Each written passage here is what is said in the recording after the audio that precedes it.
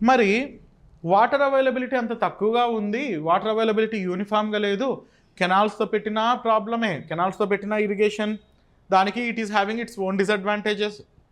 And if we are supplying the same by tank irrigation, that is also problematic. మరి ఇన్ని సవాళ్ళు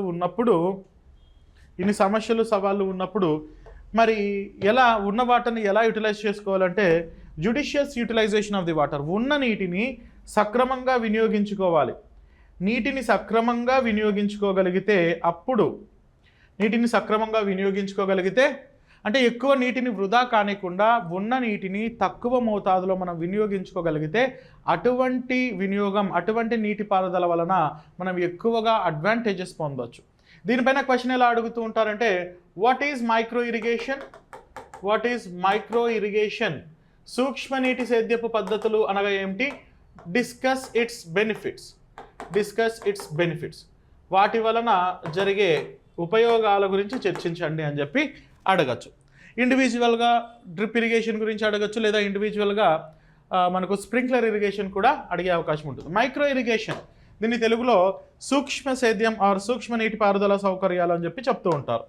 సూక్ష్మ సేద్యం అంటే ఏంటంటే it can be defined, micro irrigation are సూక్ష్మ నీటి సేద్యం అంటే it can be defined as the application of water at low volume, తక్కువ మోతాదులో నీరు తక్కువ పీడనంతో ఏ ప్రాంతంలో వేర్ల భాగంలో ఎంత కావాలో అంతే వాటర్ని బిందువుల రూపంలో ఒక ఫ్రీక్వెంట్ ఇంటర్వెల్స్ ఆఫ్ టైంలో, అంటే ప్రతి ఒక 30 సెకండ్లకు ఒకసారి లేదా 2 నిమిషాలకు ఒకసారి బిందువుల రూపంలో లేకపోతే చిన్న చిన్న డ్రాప్లెట్స్ రూపంలో ఏ జోన్కి అయితే వాటర్ కావాలనో ఆ జోన్కి మాత్రమే లో ప్రెషర్తో లో వాల్యూమ్లో వాటర్ని సప్లై చేయడాన్నే మనం మైక్రో ఇరిగేషన్ అని అంటాం. It can be defined as the application of water at low volume and at low pressure with frequent intervals of time to the plant root zone, వేర్ల భాగానికి డైరెక్ట్గా అలా ఇస్తూ ఉంటారు. In the vast country like India with a geographical region of more than 328 million hectares, ఇంత భారీ భౌగోళిక ప్రాంతం ఉన్నటువంటి భారతదేశంలో అన్ని ప్రాంతాలకి సాగునీటి సౌకర్యం కల్పించాలంటే కష్టం. కాబట్టి ఉన్న నీటిని జాగ్రత్తగా వినియోగించుకోవడమే మనకు చాలా ఉత్తమమైనటువంటి మార్గం. సో ఈ సూక్ష్మ నీటి పద్ధతుల్లో 2 పద్ధతులు ఉన్నాయి. ఒకటి డ్రిప్ ఇరిగేషన్. ఈ డ్రిప్ ఇరిగేషన్, దీంట్లో ఇమేజ్ని ఒకసారి గమనించండి. Drip irrigation image. ఈ డ్రిప్ ఇరిగేషన్ అంటే ఏంటంటే దీన్ని మనం బిందు సేద్యం అని అంటాం. బిందువులుగా నీటిని రూట్ జోన్కి సప్లై చేయడాన్ని బిందు సేద్యం, డ్రిప్ ఇరిగేషన్ అని అంటూ ఉంటాం. ఈ డ్రిప్ ఇరిగేషన్లో కనుక గమనిస్తే ఒక మేజర్ నెట్వర్క్ ఆఫ్ పైప్ ఉంటుంది. దీని నుంచి చిన్న చిన్న పైప్స్ ఉన్నాయి కదా, వీటిని ట్యూబ్లింగ్స్ అని అంటాం. అండ్ ఇక్కడ ఉంది చూడండి, ఇది నాబ్ అన్నమాట. సో ప్రెషర్ని తగ్గించుకుంటూ అవసరమైతే దాన్ని బంద్ చేసుకుంటూ ఓపెన్ చేసుకుంటూ ఉంటారు. అండ్ దీనికి ఒక హెడ్ రెగ్యులేటరీ సిస్టమ్ ఉంటుంది. వాటర్ బాడీ, దానికి అంటే ఒక తొట్టి కానీ ఒక ట్యాంక్ కానీ ఉంటుంది. అండ్ దానికి ఒక రెగ్యులేటరీ సిస్టమ్, ఒక motor, major network of the pipes, దీని నుంచి ట్యూబ్లింగ్స్ ఉంటాయి. ఇదంతా డ్రిప్ ఇరిగేషన్ సెట్ అని అంటారు. ఏంటి డ్రిప్ ఇరిగేషన్ అంటే it can be defined as slow and frequent application of water to the plant root zone under the low pressure.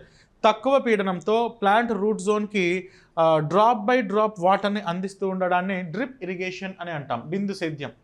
It is advanced method of irrigation suitable for water scarcity areas. నీరు బాగా తక్కువగా ఉన్నటువంటి ప్రాంతాల్లో, నీటి లభ్యత తక్కువగా ఉన్నటువంటి ప్రాంతాల్లో నీటి వృధాను అరికట్టడం కోసం బిందువుల రూపంలో డ్రాప్ బై డ్రాప్ రూపంలో వాటర్ని కేర్ఫుల్గా రూట్ జోన్కి అప్లై చేసే ఈ మెథడ్నే డ్రిప్ ఇరిగేషన్ మెథడ్ అని అంటాం.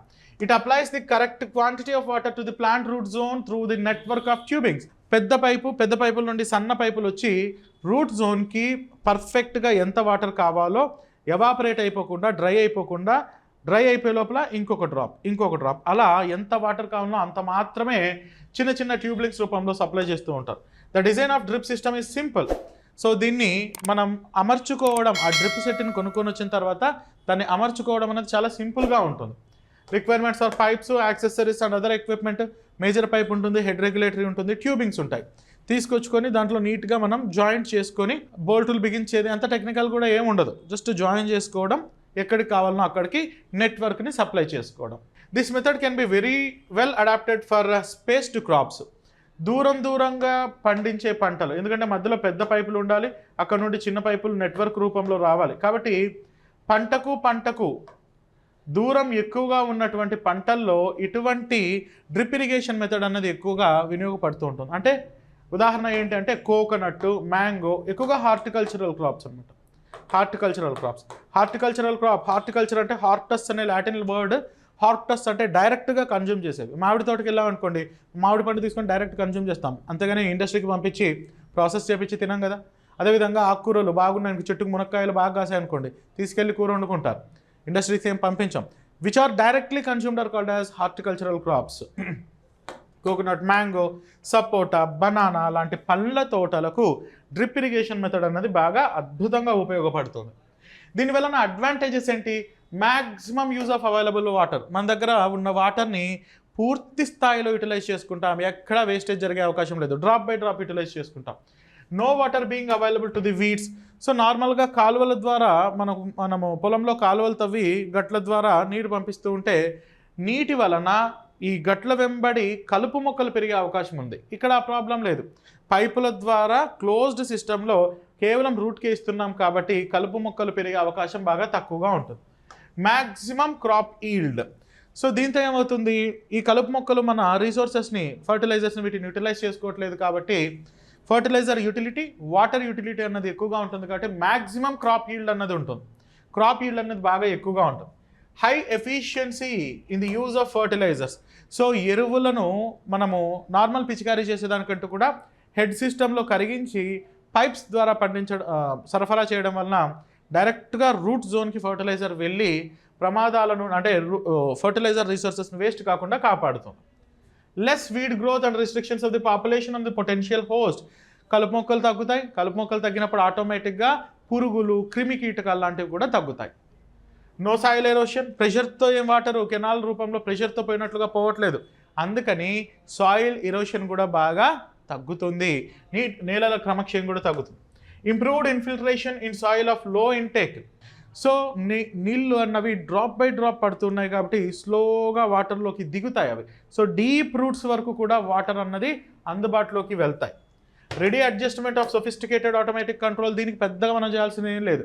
డ్రిప్ సిస్టమ్ని బయట మార్కెట్లో నుంచి కొనుక్కొని వస్తే దాన్ని ఒకదానికొకటి నీట్గా ఫిట్ చేసి ఆపరేట్ చేసుకోవచ్చు. No run off fertilisers.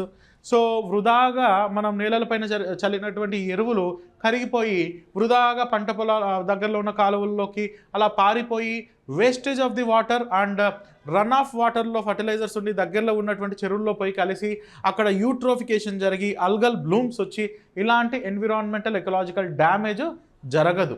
Less evaporation. ఓపెన్గా ఉంటే కదా ఇవాపరేట్ అయిపోతూ ఉండడం, అన్నీ క్లోజ్డ్ సిస్టంలో ఉన్నాయి.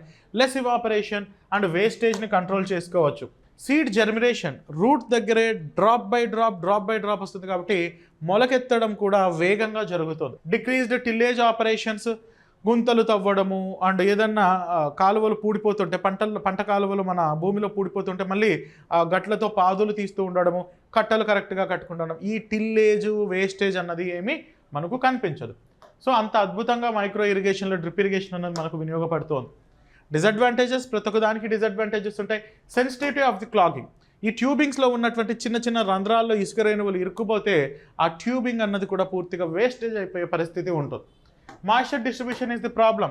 అగ్రికల్చరలిస్ట్ చాలామంది అగ్రికల్చరల్ సైంటిస్టులు ఏం చెప్తూ ఉంటారంటే మొక్క పెరగాలి అంటే రూట్స్కి నీళ్ళు ఇవ్వడం కాదు, ఆ మైక్రో ఎన్విరాన్మెంట్లో మాయిశ్చర్ కూడా ఉండాలి. సో వాతావరణంలో కూడా మాయిశ్చర్ ఉండాలి. ఓన్లీ రూట్కి ఇస్తాం వాటరు, పైన మాయిశ్చర్ లేదంటే పైన అట్మాస్ఫియర్లో మాయిశ్చర్ లేకపోతే ఆకులో నుండి ట్రాన్స్పిరేషన్ ఎక్కువైపోతుంది, బాష్పోత్సేకరణ ఎక్కువైపోతూ ఉండడం వలన క్రింద నుండి వాటర్ తీసుకుంటుంది, అట్మాస్ఫియర్లోకి వెళ్ళిపోతుంది, ఎందుకంటే ఆస్మోసిస్ జరుగుతుంది. కాబట్టి మాయిశ్చర్ లేకపోవడం వలన పంట పూర్తిగా ప్రొడక్షన్ ఇవ్వదు అని అభిప్రాయపడుతూ ఉంటారు. Salinity hazards. మొక్క రూట్ భాగంలోనే ఎక్కువ తడిస్తూ ఉండడం వలన అక్కడ ఉన్నటువంటి సాల్ట్స్ పైకి వచ్చి హజార్డ్స్ కూడా, అంటే సాయిల్ సెలనిటీ ప్రాబ్లం కూడా వచ్చే అవకాశం ఉంటుంది. High cost compare to the other methods like Pharaoh and పాదులు తీసి నీటిని సరఫరా చేయడం అన్నది మనం ఒక గడ్డపార తీసుకొని లేకపోతే ఒక గుణపం లాంటివి పారలు తీసుకొని నీట్గా కెనాల్స్ చేయొచ్చు. సో దానికి పెద్ద కాస్ట్ పడదు, రైతు సొంతంగా చేసుకుంటాడు. కానీ ఇది అలా కాదు, లక్షల రూపాయలు ఖర్చు అవుతుంది. సో డ్రిప్ ఇరిగేషన్ సెట్ కొనుక్కొచ్చుకోవాలంటే లక్షలు వెచ్చించాల్సి ఉంటుంది, అందుకనే కాస్ట్ ఎక్కువ. High skilled of operation and required for the design install operation.